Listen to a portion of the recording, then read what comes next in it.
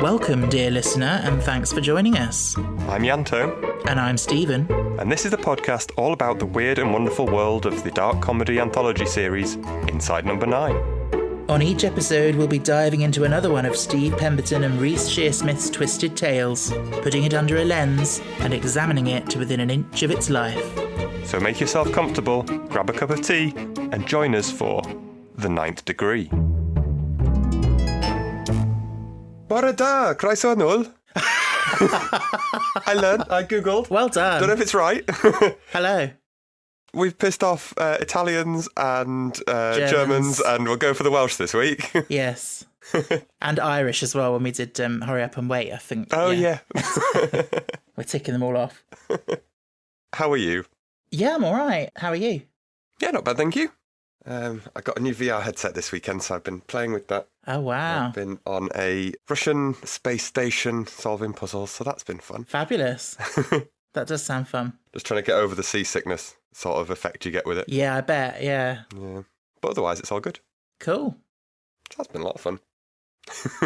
And what I look like from people walking by on the street, but... Yeah, it's always intrigued me. Yeah. What it must be like to... Because presumably you don't have to, like, walk about.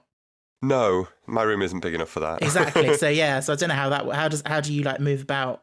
Just like you would in any game with the joysticks. Oh, fair enough. And that then makes you feel ill because you're not Yeah, that must be weird. moving. Yeah. Yeah, that's the bit that throws you. Okay. Like I played two. I've had an escape room one, but you sort of teleport around to like predetermined spots. Okay. So like it gives you all the points that you can move to in the room. Oh, I see. Yes. So you don't have that sickness thing. Okay. Which was a good way to start with it. Yeah. So apparently you get sort of used to it and it doesn't bother you. So we'll see. What have you been up to? Anything exciting? Yeah, I went to an LGBT comedy night last night. Oh, yeah, you said. How was it? Yeah, it was good. It was 4 comedians of different flavours of queer. Yeah. And yeah, it was very good. Good. Look at me going out in the middle of a week. On a school night. I know. Look at me going out full stop. Oh, I'm glad you had a good time. Yeah, it was good. Did your friend that was performing enjoy themselves? Did they have a good time? I think they did. They certainly did very well. They made me laugh a lot. Good. So, all good. Nice. And we're back with some more Inside Number 9. We are. We're on Series 7, Episode 2, Mr. King. Quite a famous one, I feel. Yes. But before we get into that, I think we should reveal our hair from last week. Indeed. It was Hurry Up and Wait. They're just so damn slow. And you're just pedalling and pedalling, and you're like, you just want it to hurry up and waiting for someone to, like... See if you can spot this week's. Yes. Is it too much of a peek behind the curtain to say that we've made up a list of ones that are left and trying to work out? Yeah, it's starting to get a bit challenging. Yeah. Who thought it was a good idea to leave the awkward ones to the end? Well, yeah. I look forward to seeing how we do some of them. Yes. I'm excited by the options that we've got. Yes. Still, yeah, I hope it's a fun game that people are enjoying. Yeah. Let us know how you find them. Yeah. But yes, Mr. King, let's have the synopsis. Yeah, so... Alan arrives at a small village primary school in rural Wales. Passionate about teaching, he throws himself into the new job, but finds himself overshadowed by his charismatic and much-loved predecessor, Mr. King. It's a good one. I really enjoyed it. Yeah. It was one I remember enjoying and hoped it would be as good as I remembered it being. Mm-hmm. Yeah.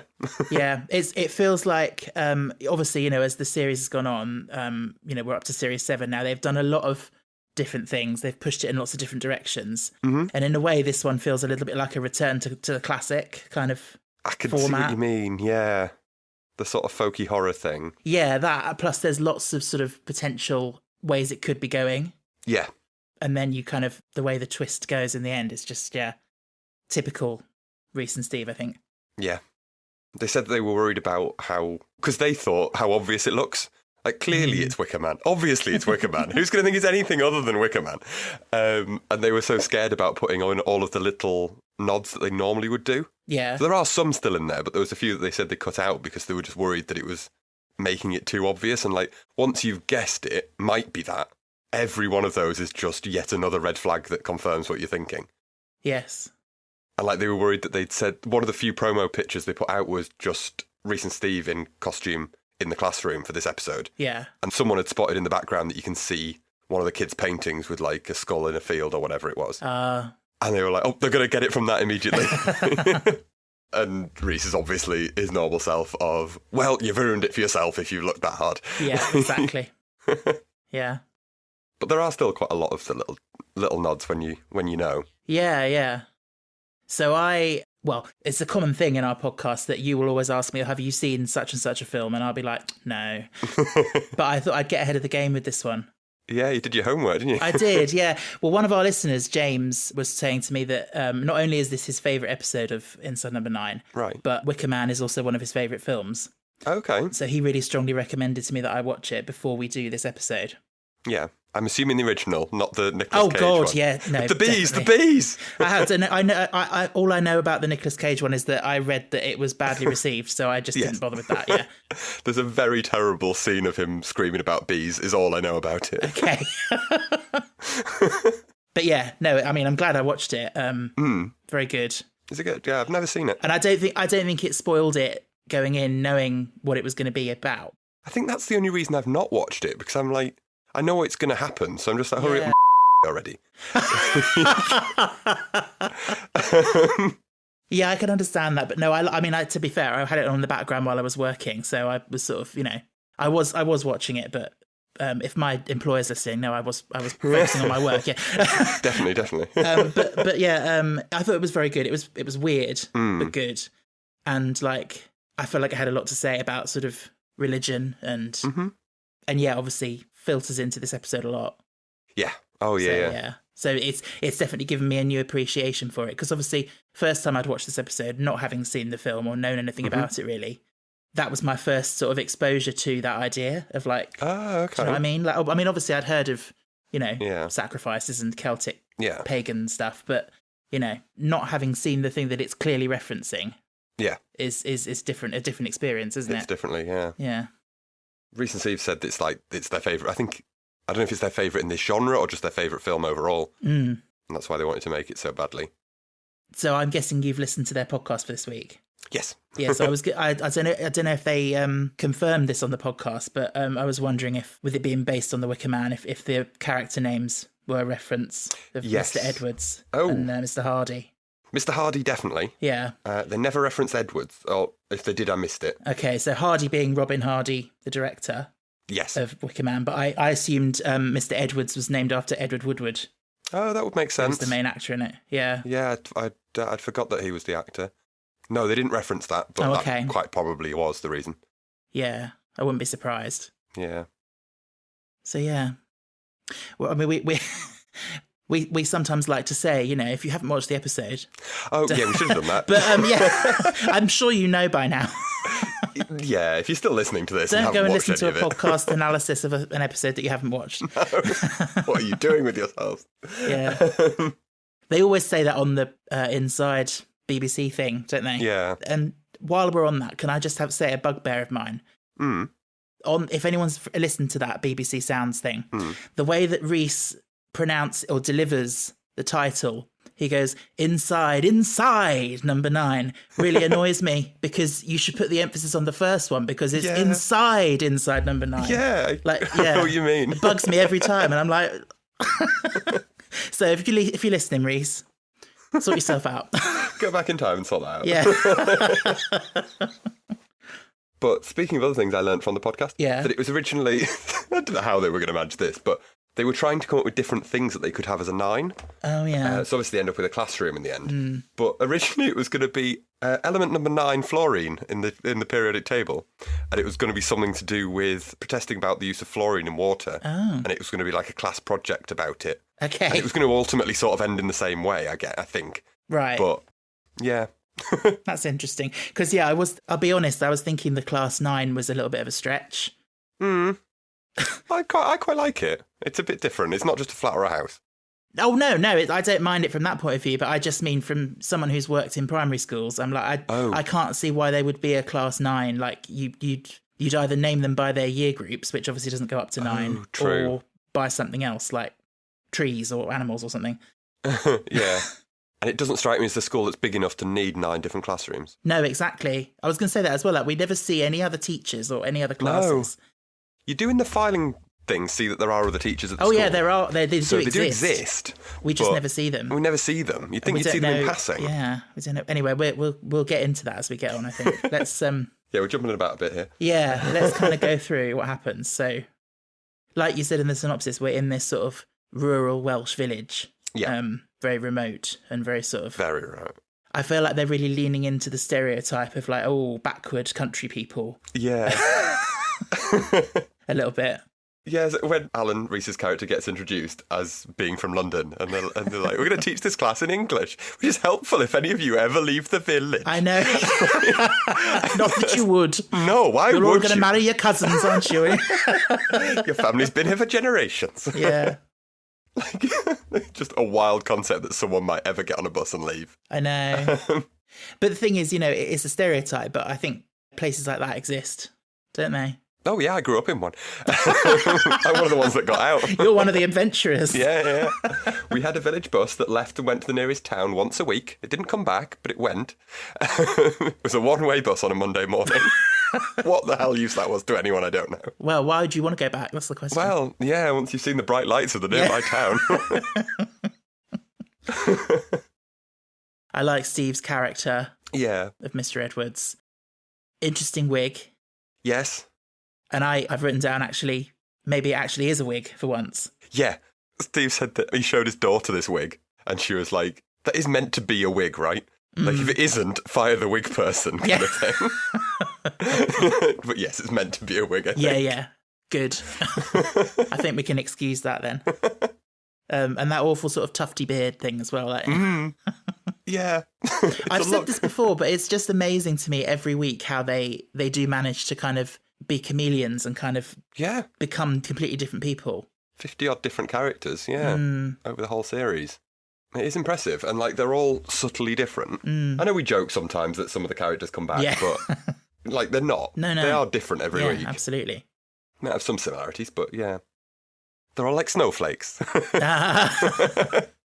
Although on that note, do you remember in series 1 when we did Tom and Jerry? I'm sure you said I think there's an episode maybe where they talked about bringing this character back. Yes. I'm assuming this is the one. It is this. Yeah. It is this. So they do cover that in the podcast. That they did consider doing that. I knew I'd heard it somewhere, and I googled and couldn't find it because it's in the podcast. Right. But yeah, they ummed and ahed about it, and apparently it was in the script for most of the script, that was the case. But they ultimately decided that it didn't really add anything. No. All it did was add a bit of confusion for people that hadn't seen the previous episode that would feel like they'd missed something. Yeah, I can understand that. Plus, I suppose, they wanted a blank slate with it, but also I guess it kind of takes away from the misdirection story that they're going along. That wasn't the hair. With the, what they're trying, like, that there might be something dodgy going on with the Alan character. So if you already sort of know who he is, it's sort of... And I think it would just be a shame to kind of break their rule of, everyone being in a separate... They've never done that in any other episode. I don't see why. I would have quite liked them to have done it once, but it be the twist that we already know this person. Oh, right. Or it's a prequel to a different story and it ends with another story starting or something. Yeah. Like, could have been interesting. But yeah, didn't really add anything here, so they didn't bother. No. So, he is a separate person. Yeah. Mr. Curtis. I spent the whole time writing my notes, getting lost between whether he's called Alan or Adam. Yeah. I couldn't actually remember. He's also got an interesting wig. Yeah. It's better than Steve's, but it's still a wig. Yeah. I feel sorry for whoever the wig person was that we keep slacking them up every week. I know, I'm so sorry. One day we'll get you on the podcast and you can fight your corner. You can say, I had 50p for a whole series. Yeah. I had 7 wigs and I kept spraying them and styling them and trimming them. They're like Marge's dress in The Simpsons. Oh my God, yes. I love that episode. There's that brilliant moment where everything's gone wrong and she just sits there and goes, at times like this, all you can do is laugh. And she just sits there in silence. So relatable.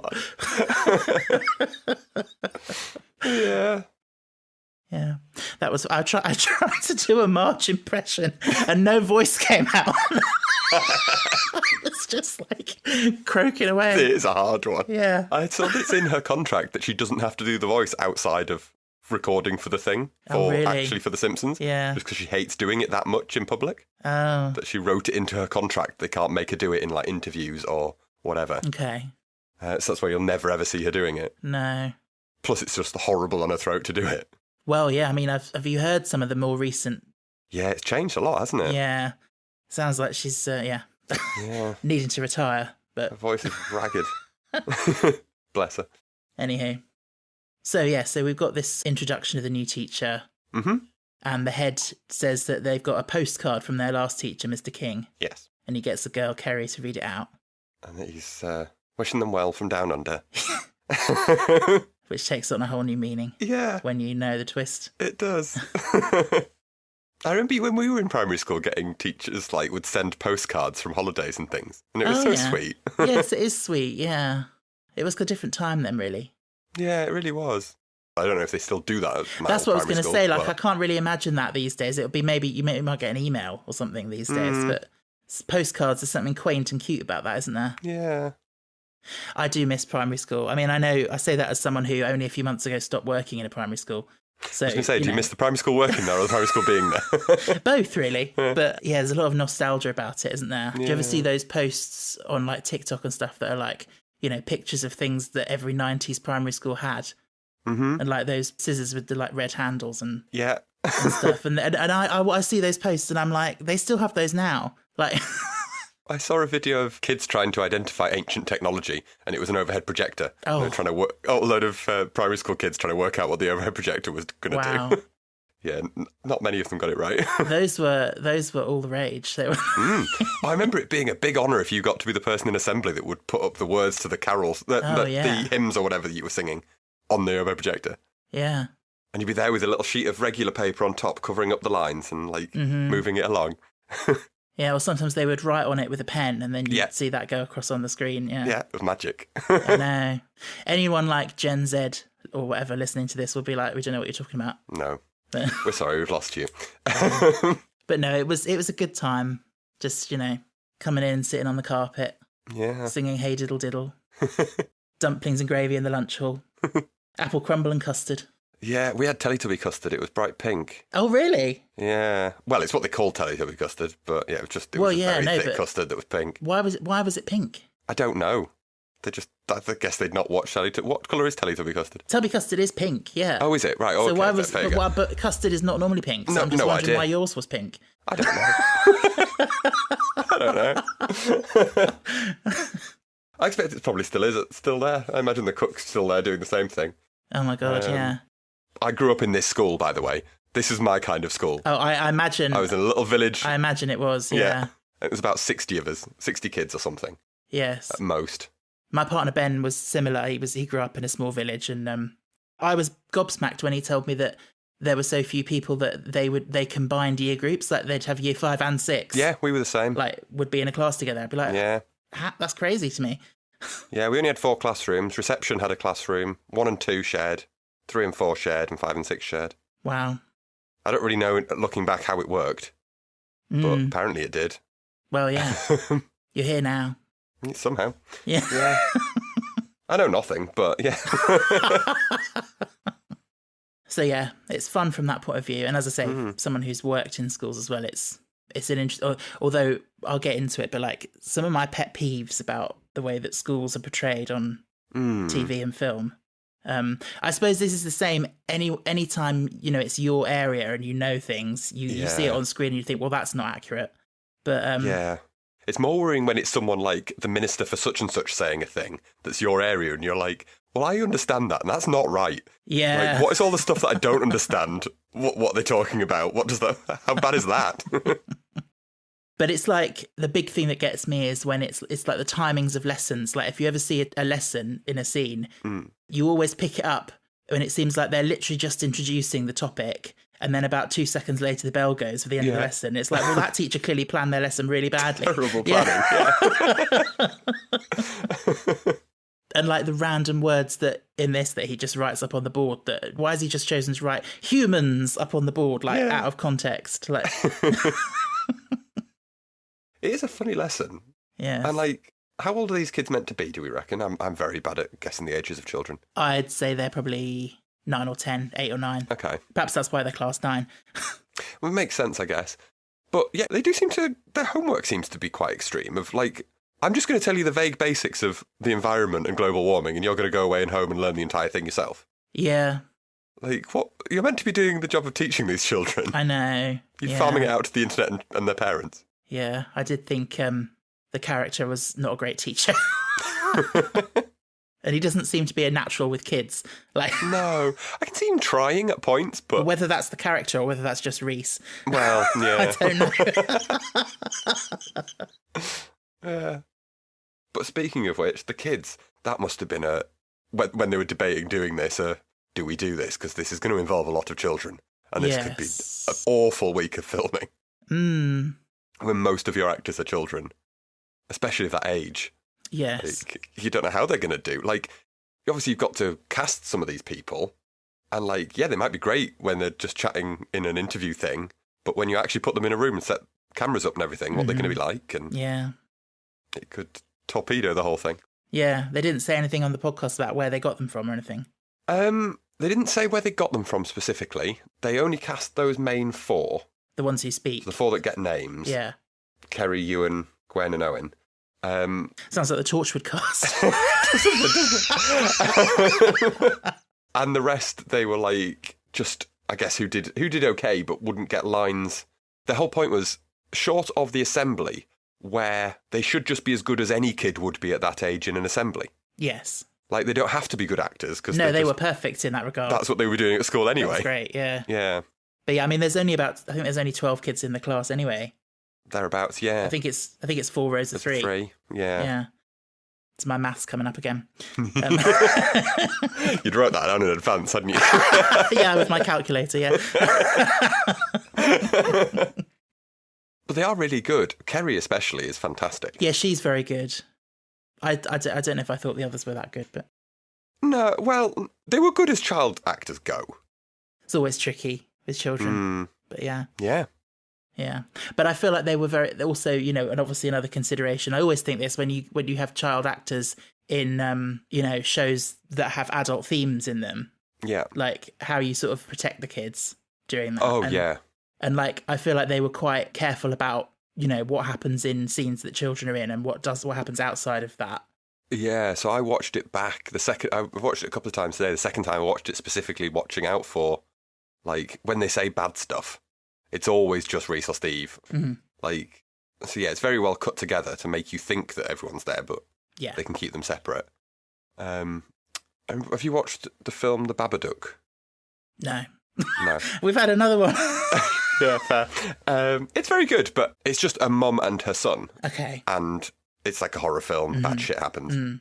And I saw an interview where they talked about how they made it and how much of a nightmare it was to like keep this 10-year-old away from all the stuff that's absolutely terrifying and would scar this child for life. Yeah. And like they essentially wrote a whole different film that this kid thinks it was they were making.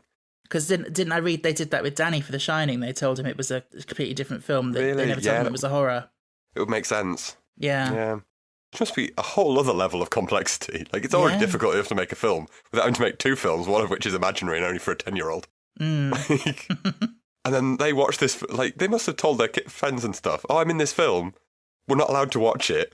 And then, like, 10 years later, you watch this film and find out what actually you made. I know, that must be crazy. It's so weird. Because you'll only have the memories of it being nice and everyone's fluffy and happy. And then you watch, you know, your friend, the co-star, your dad's running around with an axe hopping people up. Like, yeah. So, fun fact that's just popped into my head. But when I was about 6... Were you a secret child actor? Well, no, I don't know if I've ever told you this, but yeah, I got into acting and stuff like that from quite a young age. All right. And one of my teachers had a contact. And when I was about 6, I went to audition for a show, a TV show that Paul McGann was starring in. Oh, right. It was called Fish. And I have no idea what it was about, but there was a part for like a small boy in it. Yeah. And literally, My mum and dad still laugh at me about it, but in the audition, it said something in the script about Man United, the football team. Yeah. And the person in the audition said to me, I know it says Man United in the script, but can you just say Man U? Right. I think they were like trying to test me to see if I could take direction. Okay. And me and my like little autistic brain, I just, we got to that bit in the line and I just went, Man U, United, like just put it in little brackets. Because like just to show that I knew it still said that in the script. What? And I was like, and my mum was like, yeah, you didn't get it because of that. And then my parents watched it and they were saying to me, oh, you would have done much better than that boy they got. Of course you would. You 100% would. Yeah.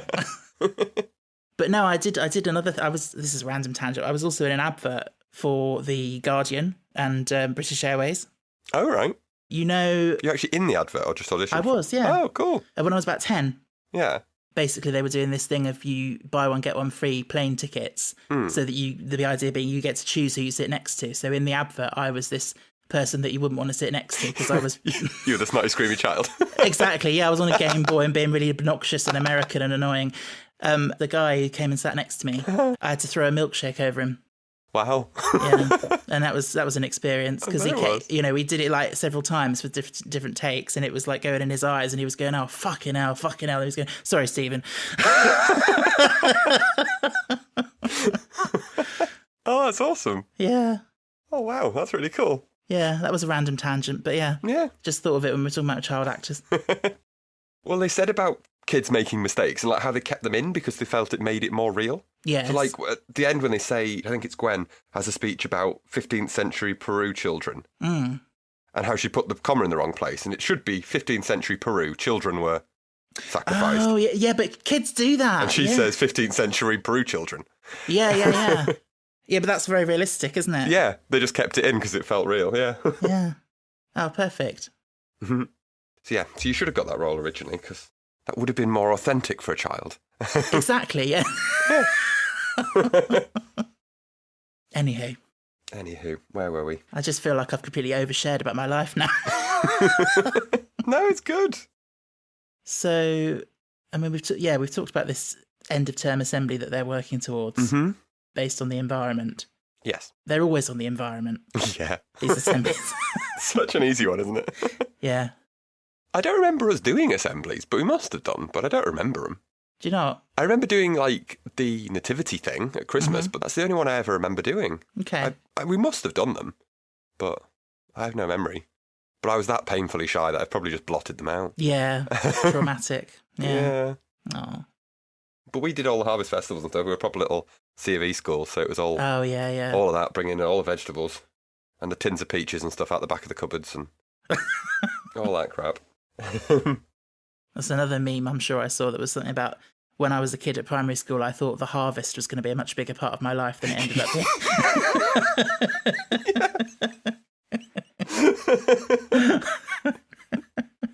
Trained on how to do it for 6 years. Yeah. Yeah, we were saying as well about how, there's so many different ways this could be going when you don't know. So at this point, I guess it feels a little bit like it's going to be a story about this teacher that is, not settling in well. Yeah. He's getting overshadowed by his predecessor. Yeah. Plus he's taking pills, like... Yes. What's going on with him? What's happened to him? And he's on edge, and like he has that bit where he shouts at them about, because they don't know about the environment and they're being a bit silly. Yeah. And he's like, it's not something you can be ignorant about. And he's like roaring at them. Yeah.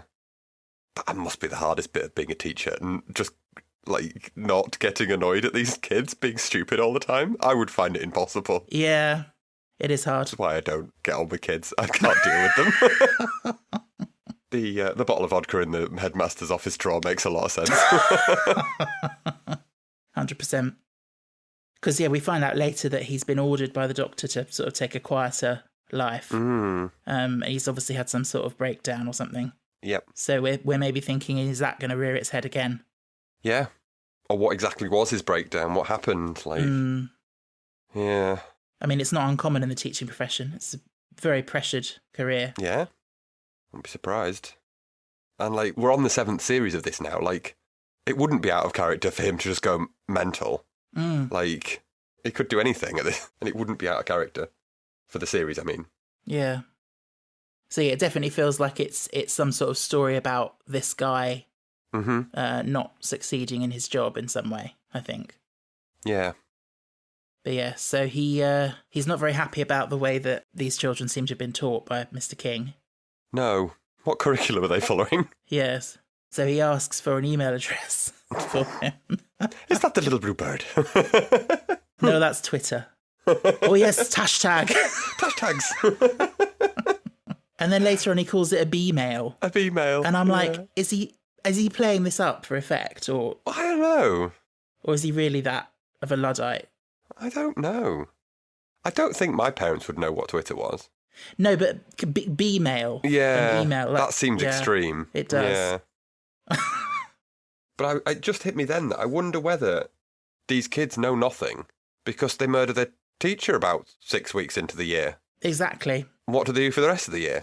I was thinking that, yeah. But then, so is the idea that they're doing it once a year at this point of the year for the harvest thing? Yes. And Harvest Festival's something like August, isn't sorry, it's just like October, isn't it? September, October, yeah. September, October. So who is teaching them for the rest of the year? Yeah. But I wondered how this works. So whether it's always class 9 and they're just the class 9 of this year. That was my other question, yeah, because... But then they worked with Mr. King. They worked with Mr. King, yeah, so that was them. So why is it class 9 doing it? And what are these other classes doing? Are they not doing a sacrifice? Yeah, well, I was going to ask questions later why Mr. Edwards gets annoyed that they're doing the assembly. And I can only assume that normally the assembly would be in front of the whole school and the sacrifice would be with the whole school watching. Mm. And it's just this class that happens to do it. Mm-hmm. And so, is it a case of like in Wicker Man, everybody in this village is following this same religion and and they're all in on it? Because otherwise I'm like, why, people wouldn't let this happen, so... Well, I assume it's just the whole village is some strange pagan cult or whatever it is. Exactly, yeah. How they keep getting teachers, I don't know. Yeah, wait, yeah, because you'd think someone would investigate why they keep disappearing. I mean, I can understand it vaguely if you go back to like the 60s or 50s or whenever, and it's just, by all accounts, it just seemed to be anything went, like, who knows what's going on. There's no real paper trail of anything. Exactly. Whereas nowadays, he even references Ofsted. Like, Ofsted have been round. Yeah, so... Ofsted have been round. Yeah, there's, I mean, that we're going to come on to it in a minute, so I'll save it for then. But yeah, so I won't say what I was going to say. But... We're jumping about all over the place. We are, but it's kind of one of those episodes, I think, that you have to.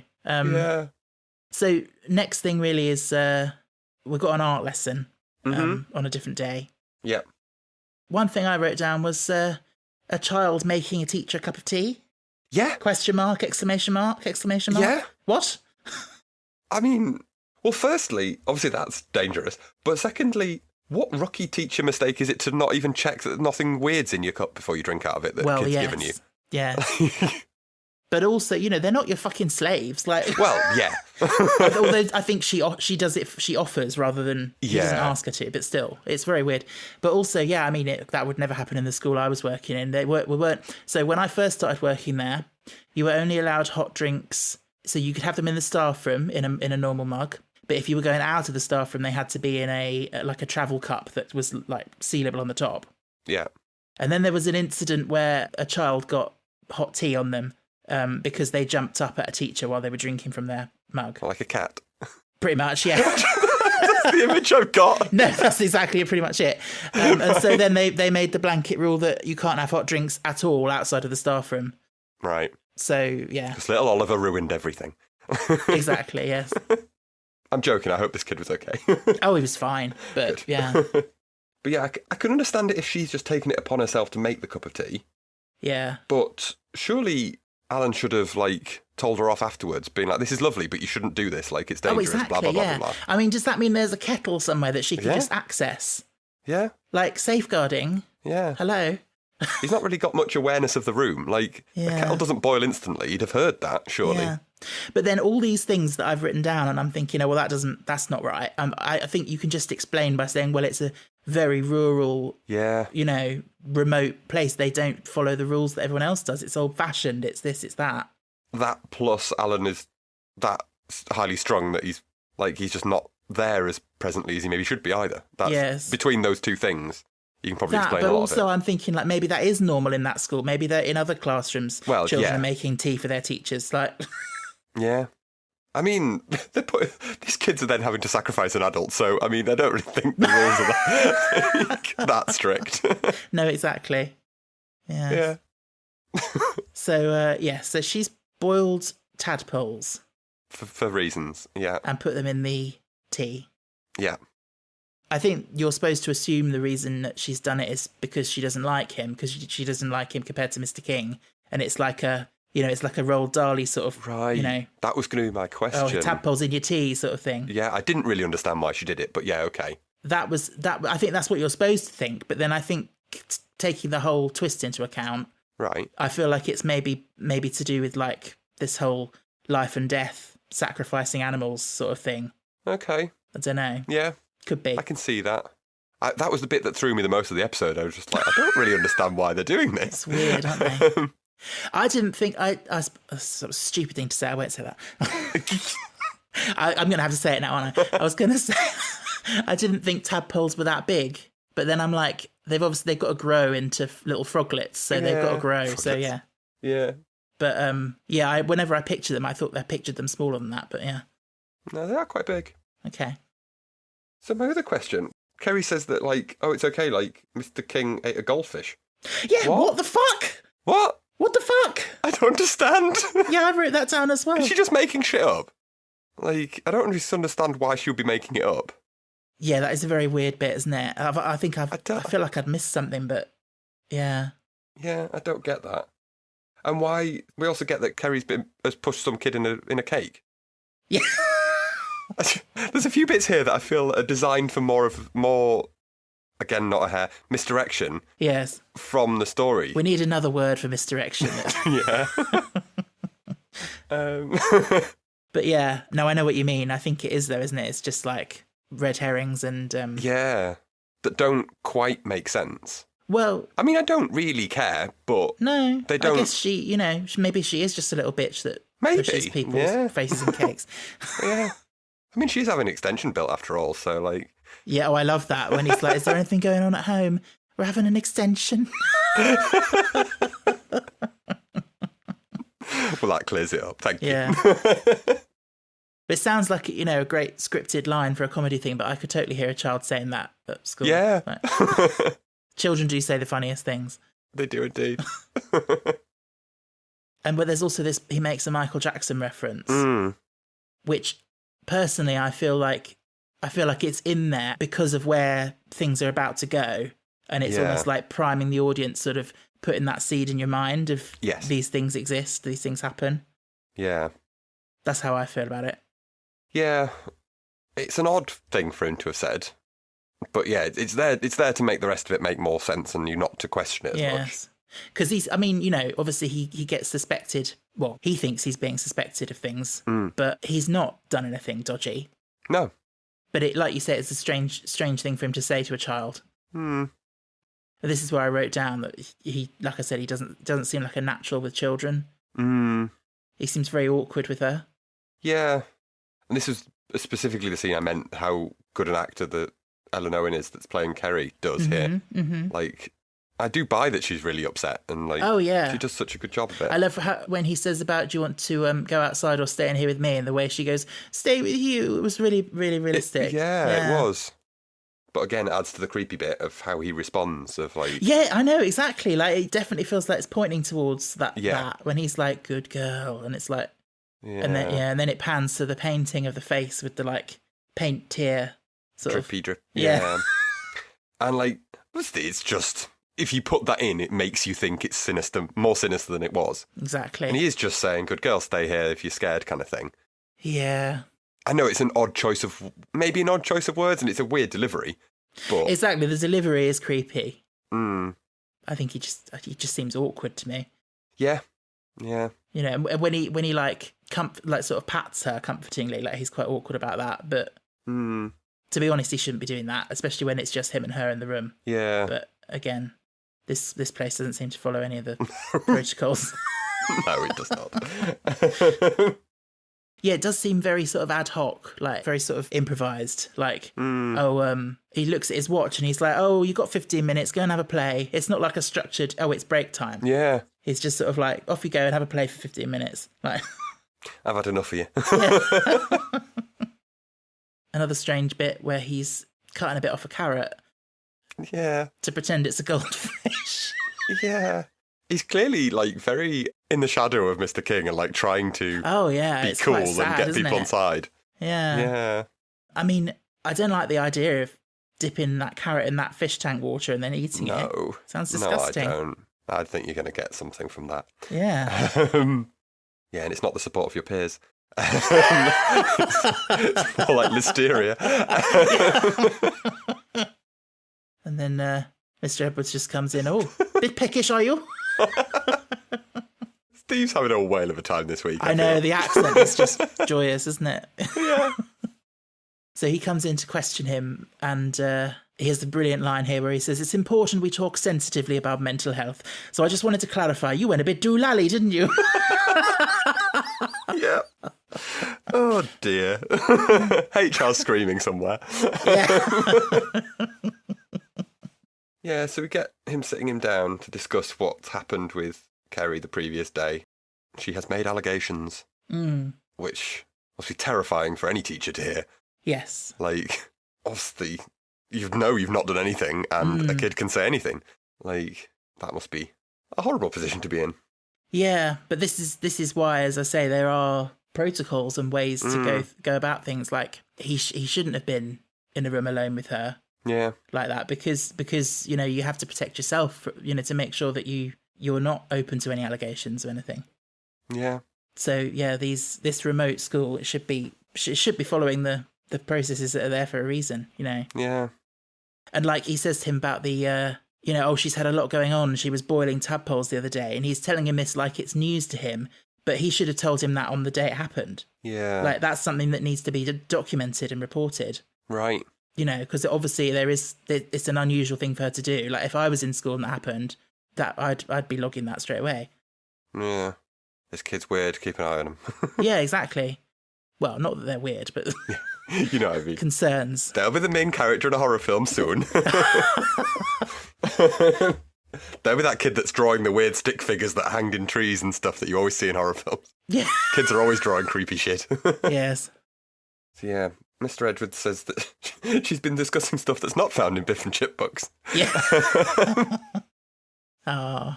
They've not got Kipper, have they, in this little village? Oh, still at he hasn't quite arrived yet. No, we're on the early days.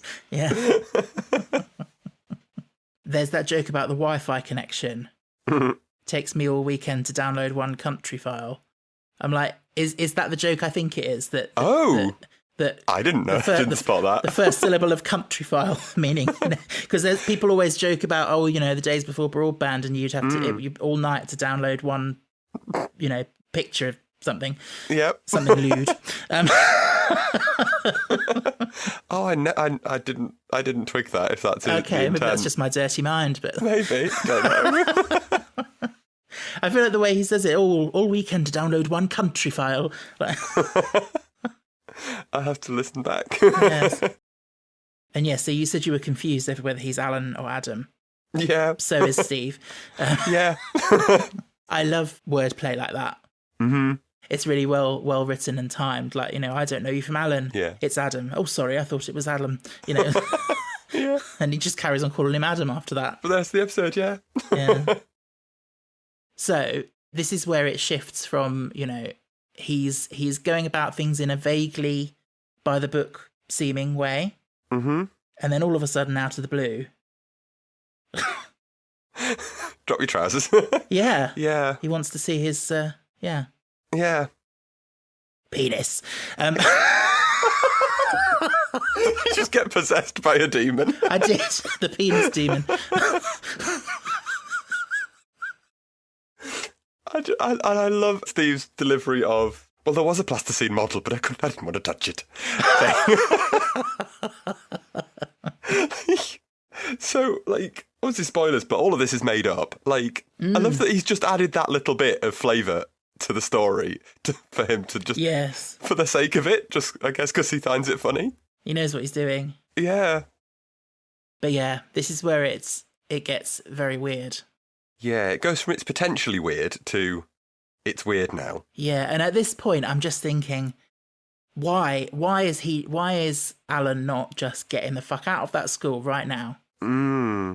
Well, I guess if, like, he knows he's not done anything wrong, Yeah. but he can't prove it, and he's scared, you know, his entire life's about to come crashing down if this child said something. Yeah, no, I get And he's that. not thinking I get straight, that. And this whole thing, you know, he says, "Oh, I could contact your union rep," Yeah. and he doesn't want that. But that, in my opinion, that's exactly the situation where you would want a union rep, because they're supposed to stand up for you and all that. Maybe bad shit's happened at his last school. Maybe he's not got good memories of. Maybe his union rep didn't stand up for him, and that's how he lost his job there. And yeah, and he's clearly just not thinking straight. I just, you know, fucking hell, like, Yeah, it's so weird. He just seemed quite quickly to just sort of go, "Oh, all right, get on with it," sort of thing, you know. Yeah. At which point, Mr. Edwards whips out a Polaroid camera. Oh my god. Oh dear. And the look of glee in Steve's face. He's just so excited. Well, yeah. Yeah, so he starts very closely inspecting. Yes. As special guest star Winnie, Annette Badland, pops up. Yeah. Oh, she's great. She is, yeah. It's lovely to see her. She's such a carry-on character here, though. Oh my god. I mean, not maybe in this scene, but when she goes on about her melons and stuff later or whatever she's on about. Yeah. She's very funny. Yeah. And she does the accent really nicely as well. She does. To the point where I was wondering if she even was Welsh. She sounded so believable. Yeah. To me. I don't know if it is a good Welsh accent or not, but well, to me it sounded really good. Yeah. I just had her as Margaret going, I've gone native. No, I was literally going to say that, and then I thought that's too niche a joke for our general audience, but no, I was thinking that as well. You know, and all that. Exactly.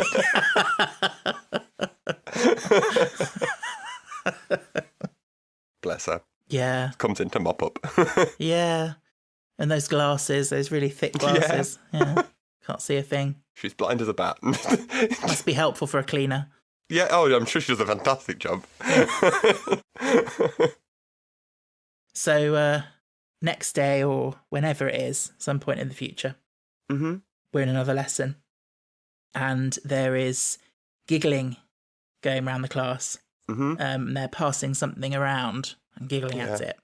And my first thought was, are they passing around the photos? Ah, yeah, from that the would make previous sense. scene, which would have been really worrying and unsettling. Yes. Um, Even I know that's not good. I was going to say, is it just me that my mind went there, or do you think, I don't know. I don't think I considered that. I don't know what I thought they were passing around. Yeah, but I think because we just had that scene and it just sort of popped, it just sort of thought, oh my god. Yeah.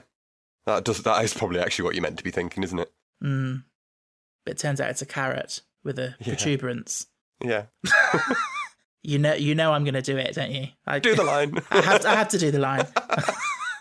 Is it because this bit looks like a penis? A big floppy penis? I don't know why, but it sounded so League of Gentlemen for some reason. It just seems like it should be a character in that. Yes. Oh, the poor guy. Like he's not having a good start. He's not. He's unhinged. And he's letting his emotions get in the way of his professionalism. You know, that bit. And then the next thing that happens is that Kerry comes back into class and apparently it's all sorted out.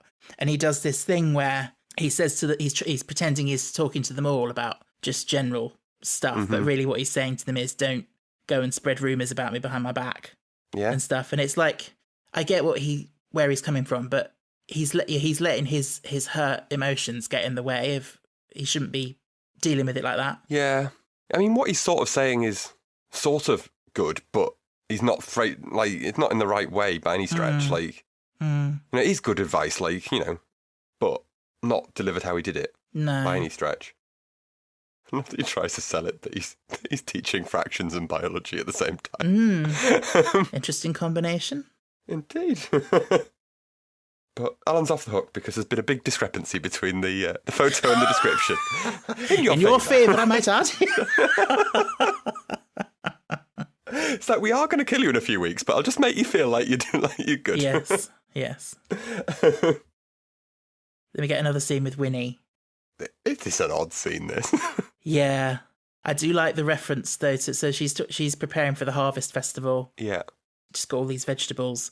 And then he asks her about Mr. King. And she says, one thing she says is he was quite a dish. And she's looking at the vegetables. And then you're sort of thinking, given that he gets sort of sprinkled onto the soil and, used to sort of grow because the whole thing, it's all about this cyclical nature of like, in The Wicker Man, there's this song that they all sing about, there's a tree that grows from a seed, and on the tree there's a this and that. I don't know, I can't remember what it goes, but it all links back to then, people grow, and then they die, and then they go to the soil, and more things grow from that, and it's sort of this onward cycle. Yeah, and I feel like that's part of that. When she says he was a dish, it was like he went into their food that they're making. Yeah, that makes sense.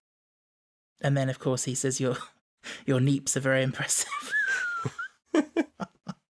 She gets very... So her response is so weird.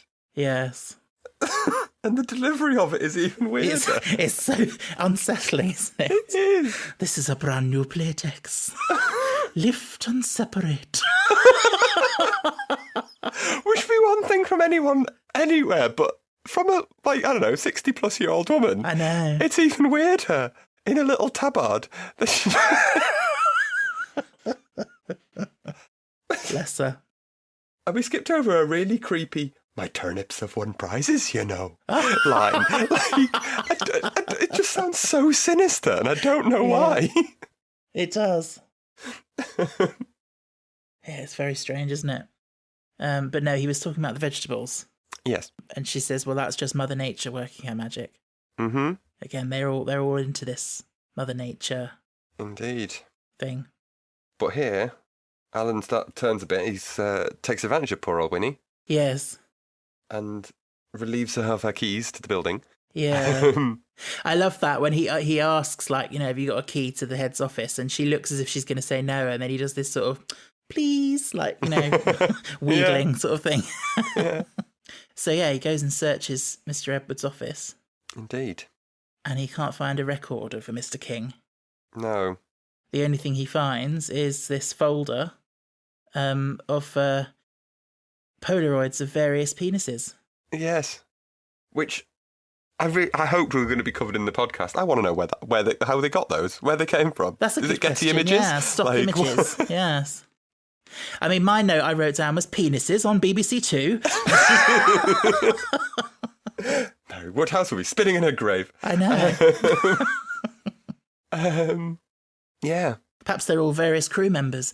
No. I did wonder. I was like, I imagine, yeah.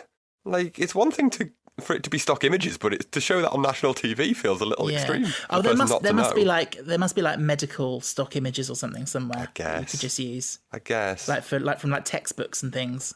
Yeah. Possibly, I don't know. I hoped they would cover it in the podcast, but they didn't. They said that they gave them to Reese as like a rap party present. Oh, lovely. And that they were going to make a coffee table book out of him, as if to imply they were of Reese. But I really like giving him the evidence that he can keep it safe so that it doesn't get out into the public's hands. Oh, so I'm confused. Are they supposed to be Alan's, or I thought they were like previous? Well, I assume presumably at least one of them is Alan's. Yeah, but there's like a variety of different... There's a variety, yeah. And some have stars on and some don't. Of potential useful candidates for what they want later. Very weird. Yeah, it's an odd scene. This is a whole odd episode. It is. In a good way, but yeah, it's very odd. I was going to say something again about that connecting it to Wicker Man, but I feel like maybe that is a bit of a spoiler if people haven't seen it, so I won't. Right. But yeah.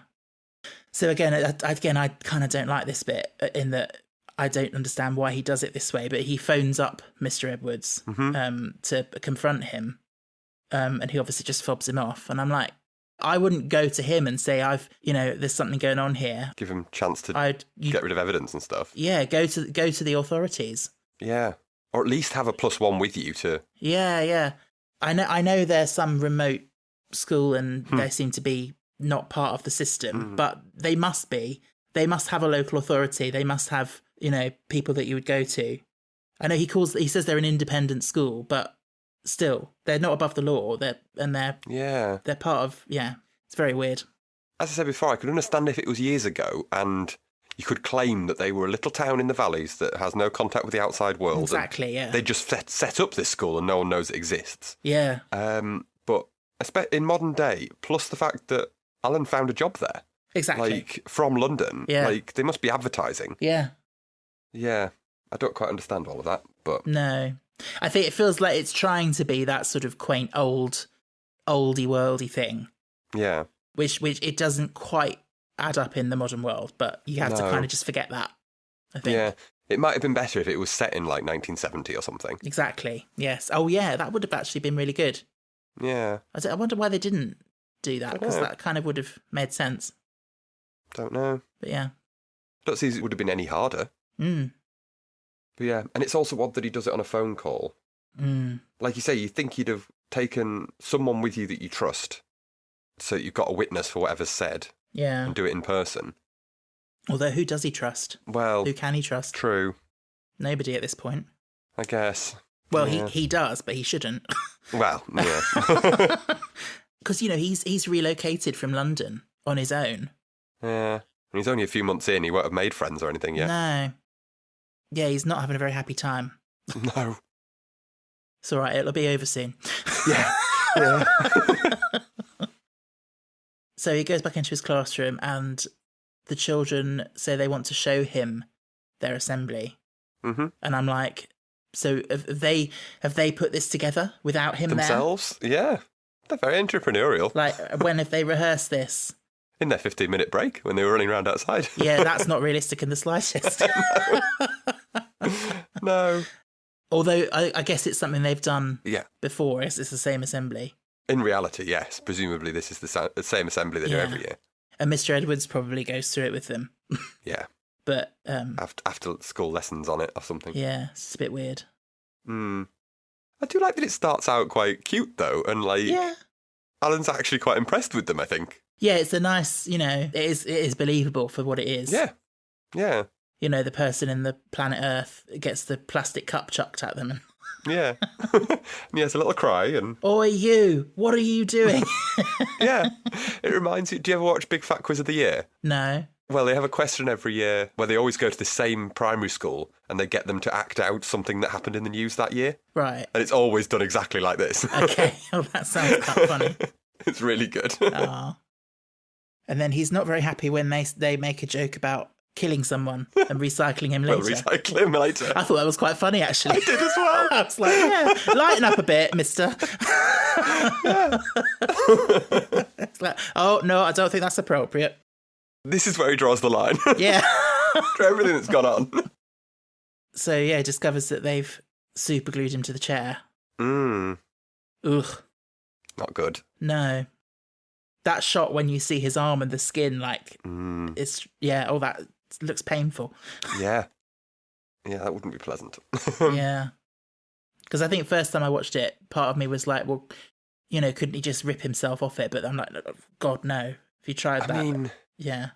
I feel like you would try to later on when he works out what's going on, how serious this is. Yeah, yeah. But at what point do you... if this was really happening, would you genuinely believe it? Would you think it was a joke? Like some elaborate prank? Oh, you would, wouldn't you? Yeah. You don't genuinely think this group of kids are going to kill you. So are you really going to rip all the skin off your arms for what you think... what must be screaming in your head is a prank? Well, I think you could, when he's just his arms are glued to the chair, I think you could potentially think it's a tasteless prank. But I think when it crosses to them gluing his lips shut, I think that's when you think, oh, actually, this is serious. Some serious shit's happening. Yeah. The masks. Yeah. I do not like the masks. They're creepy, aren't they? They're so creepy. Do not agree with. I like the musical instruments and the singing. I always like when you get that sort of creepy juxtaposition between the cheery music and the sinister what's going on. Yeah. It does take it to a different level, doesn't it? It does. And you can hear the recorders in the background. And that's so primary school, isn't So it? primary school. Apparently you can actually do recorder to like level 8 or whatever. And as a proper instrument. And I was like, really? Absolutely, yeah. I want to hear it. I want to hear someone actually perform recorder properly. Okay. Look it up on YouTube. Yeah, I should. It's like, because it was like quite a popular instrument in like, the sort of Baroque period and stuff. So like when you listen to like people playing music from that, you get harpsichords and all that, and you get recorders like virtuoso recorder. It's got a bad reputation these days because people learn it when they're like 6 and it sounds awful and squeaky. Yeah. So their assembly starts to take on a different tone. Just a little bit. They start going on about the earth goddess and life and death. Yeah. And as you mentioned earlier, Peru children. Yes. Sacrifice to the gods. Yeah. And now apparently the children want to sacrifice an adult. But it's all okay. Mr. Edwards is there. Oh, I love that bit. It's a classic, isn't it? A classic sort of, yes, the day is saved. And then turns round. It's sinister. Yes. I like that bit when you still think he's going to save the day and one of the children goes towards him with that, whatever it is, sickle. like a sickle, and you think he's about to be attacked. And then suddenly he's like, my favourite bit, Because he has just been the comic relief for most of the episode. And he's in on it. Scary. Yeah, I was like I said earlier, I was a bit initially confused as to why he was so angry at them for already starting, but like I say, I imagine it was meant to be maybe next week and in front of the school, and it would have been a big whole thing, but they've started early. Yeah. And I guess we just have to carry on with it now. And so, the explanation of the whole penis picture thing is that he needed to be uncircumcised to be... as nature intended. As nature intended, apparently, yeah. Yeah. I want to know what happens if he wasn't. Do they have to just find a new teacher? Yeah, I suppose so. Presumably he's now safe and he just has to carry on teaching. And some other... Maybe it's just that every year they get some new teachers and this class just happened to 2 years in a row get a teacher that was acceptable to them. Yeah, although, well, I don't want to delve into that. Yeah, okay, I'll accept that. Yeah, I don't know. I'm just thinking about the country that we live in and the kind of what's normal. You'd think there would be quite a lot of teachers that would be acceptable to their plan. Odds are likely, yeah. Yes, I'm trying to be delicate. Yeah, but yeah, it's interesting. Yeah, like obviously it's an arbitrary requirement, but it's needed to make the red herring earlier in the episode look more convincing. Yes. Like it's a thing that lines up with, he might be a creepy man. Yeah. Sort of situation. Yeah, exactly.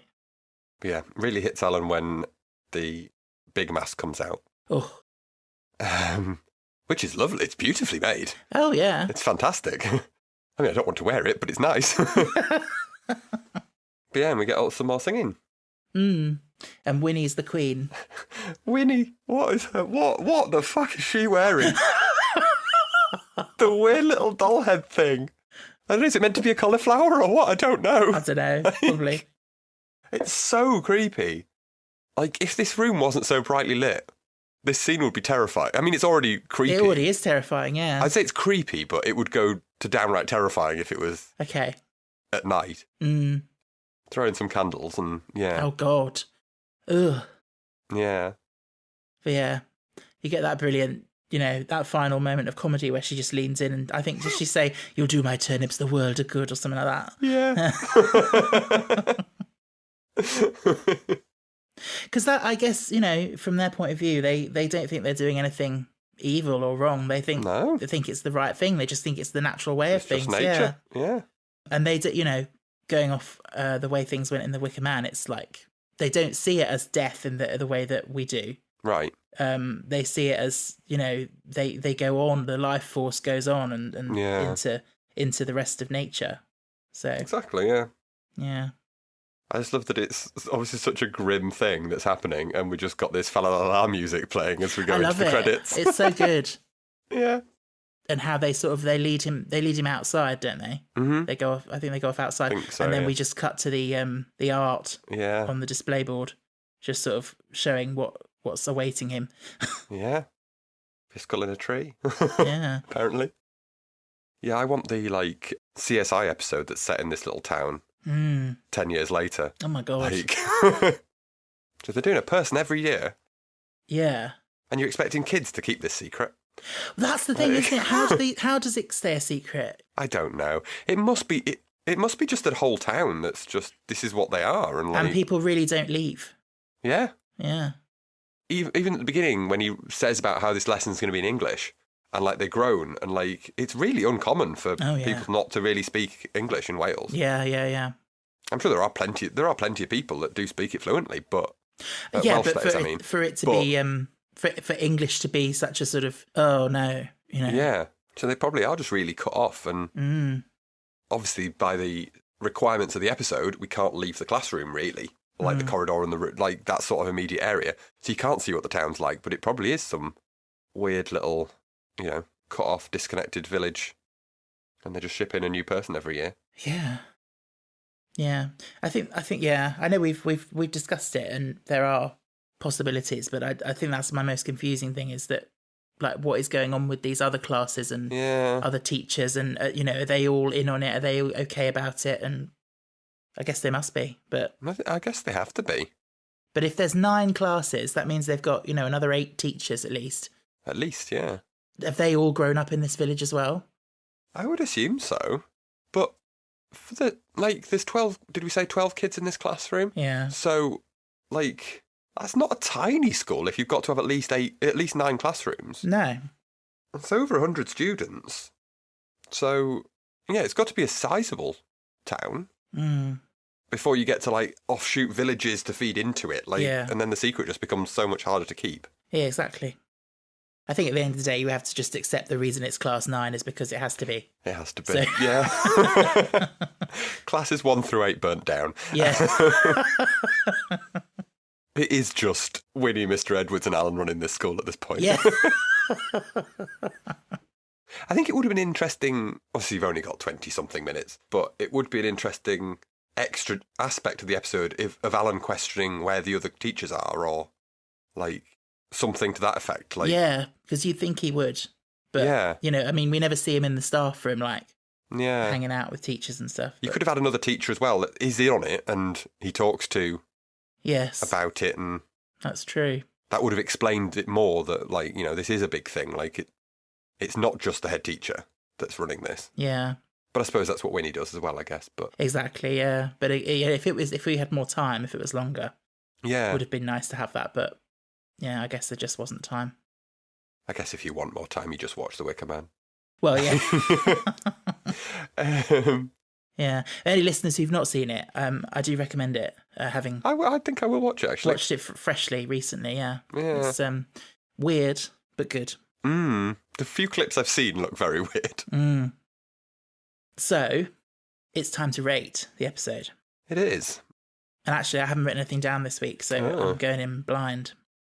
What do I want? I think it is a really good one. I know we've said plenty of criticisms. Yeah. But I don't think they detract from it enough for me to really knock it down much. No, I agree. I think I want to give it an 8. Okay. I do really like it. Yeah. I was just thinking about it just now. I'm just toying up between a 7 and an 8. I wanted to go 7.5, really. Yeah. I felt like 8's maybe a bit much, but 7 doesn't feel enough. Possibly. But then I'm looking back at some other 8s I've given things, and actually, that doesn't feel too wrong. I think I'll also go an 8. Yeah. Yeah. Cool.